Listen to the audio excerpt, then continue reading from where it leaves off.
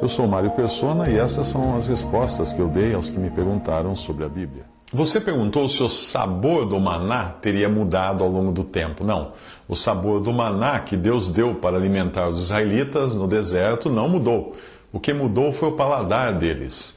No começo, o maná era doce como bolo de mel, mas no final tinha gosto de azeite fresco, que é um sabor intragável e amarra a boca. A rede de restaurantes Outback percebeu o quanto a mudança no paladar pode influenciar nos negócios, quando a sua clientela começou a desaparecer. Isso está na história dessa rede.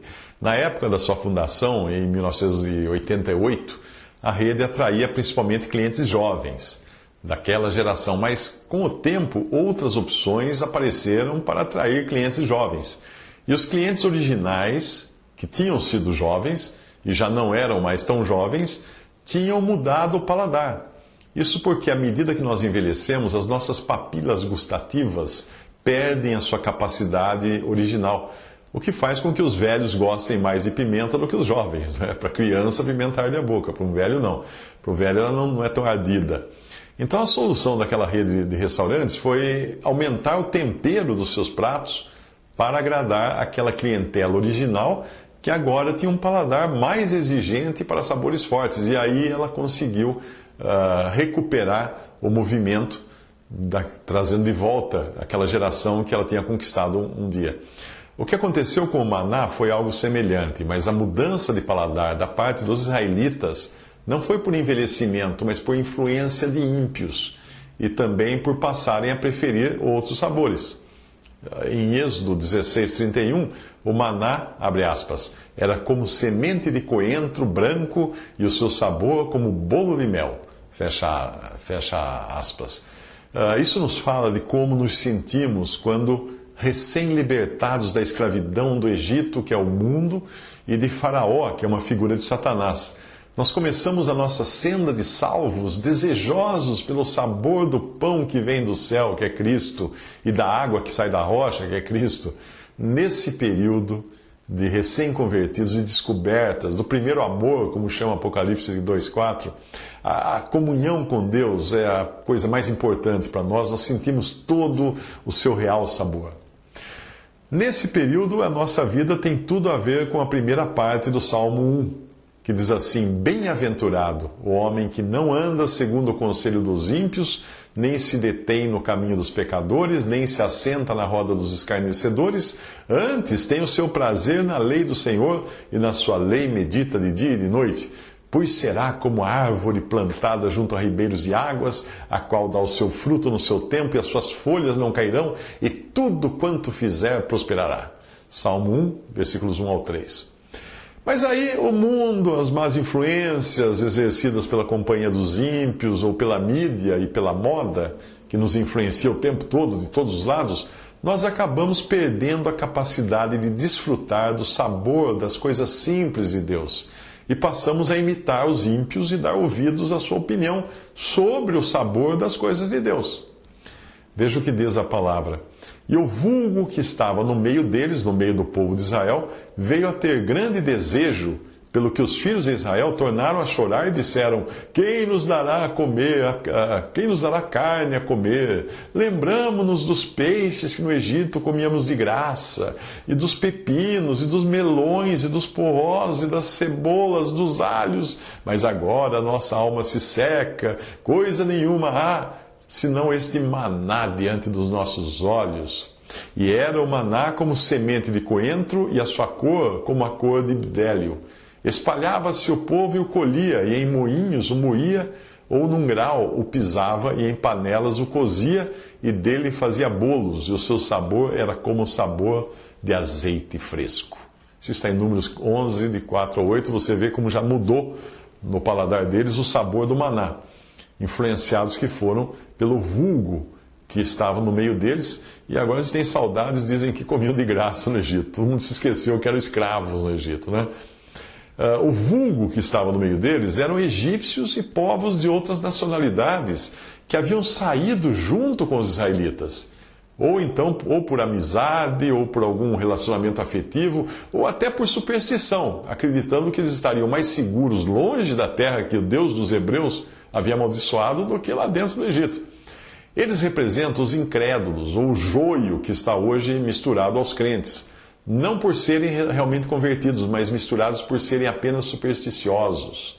Em Êxodo 12, 38, quando fala da saída dos israelitas do Egito, ali diz que subiu, abre aspas, subiu também com eles muita mistura de gente, fecha aspas. Isso indica que não eram israelitas genuínos, mas eram pessoas de muitos povos. Um número considerável dos que se dizem cristãos hoje nunca creram realmente em Cristo como Salvador, mas apenas adotaram práticas e costumes cristãos por superstição, achando que assim ficarão longe de problemas com doenças e além de terem possibilidade de prosperar com esse falso evangelho que é pregado hoje na maioria das igrejas. Esse vulgo fantasiado de cristão acaba influenciando os verdadeiros crentes, pois você os encontra até mesmo nas escolas de teologia e nos púlpitos das igrejas. E aqueles que lhes dão ouvidos acabam tendo maior prazer no entretenimento, chamado cristão, do que no Senhor. E por isso que hoje você vê as igrejas cristãs invadidas por entretenimento, por shows, por festas, por uma série de coisas que não tem nada a ver com o Evangelho. Portanto, o sabor do maná foi sempre o mesmo, porém a diferença ao descrevê-lo estava na mudança de paladar do povo, que no início apreciava o seu sabor e depois enjoou dele, principalmente pela influência do vulgo que estava no meio deles. Como acontece conosco no começo da conversão, quando nós gostamos de ouvir a palavra, mas com o tempo vamos perdendo o interesse, escolhendo outras atividades mais doces ao paladar da carne. Veja a opinião que eles chegaram a ter no final da história, a opinião que eles chegaram a ter do maná, aquele que Jesus chamou de pão vindo do céu e que o salmista chama de pão dos anjos. Eles chamam de pão vil. Veja a passagem. E o povo falou contra Deus e contra Moisés: por que nos fizeste subir do Egito para que morrêssemos nesse deserto? Pois aqui nem pão nem água há, e a nossa alma tem fastio, tem nojo deste pão tão vil. Números 21, 5. Que tristeza, que ingratidão. O Salmo 78 nos fala da ingratidão e de tudo o que os israelitas deixaram de valorizar dentre as bênçãos de Deus até chegarem àquele estado de torpor e indiferença que os acabaria levando ao ápice da iniquidade, que seria rejeitar o seu próprio Messias, pregando-o numa cruz. O maná do céu era a provisão divina para suas necessidades, mas a carne das codornizes era a resposta de Deus ao desejo do coração do homem para ensinar que nada de bom existe na nossa própria vontade. Quando esta vontade entra em rota de colisão com a vontade de Deus. Veja a passagem. Portanto, o Senhor os ouviu. Depois que eles reclamaram tanto, o Senhor os ouviu e se indignou e acendeu um fogo contra Jacó e furor também subiu contra Israel, porquanto não creram em Deus nem confiaram na sua salvação, ainda que mandara as altas nuvens. E abriu as portas dos céus e chovera sobre eles o maná para comerem. E lhes dera do trigo do céu. O homem comeu o pão dos anjos, ele lhes mandou comida a fartar. Fez soprar o vento do oriente nos céus e o trouxe do sul com a sua força, e choveu sobre eles carne como pó e aves de asas como a areia do mar, e as fez cair no meio do seu arraial, ao redor de suas habitações. Então comeram e se fartaram bem, pois lhes cumpriu o seu desejo, o desejo deles.